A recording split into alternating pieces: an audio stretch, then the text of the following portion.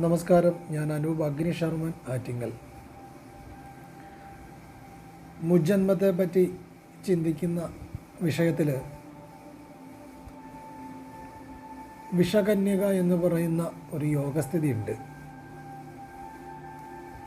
പ്രധാനമായിട്ടും ഒരു ജാതകപ്രകാരം സ്ത്രീ ജാതകത്തിൽ ലഗ്നം 2, 4, 7, 8, 12 ഇങ്ങനെയുള്ള സ്ഥാനങ്ങളിൽ പാപഗ്രഹങ്ങളായ സൂര്യൻ, ശനി, രാഹു, കേതു, ചൊവ്വ ഇങ്ങനെയുള്ളതായ ഗ്രഹങ്ങൾ ഈ പറഞ്ഞ സ്ഥാനങ്ങളിൽ നിന്നാൽ വിഷകന്യക എന്ന് പറയുന്ന യോഗമാകുന്നു.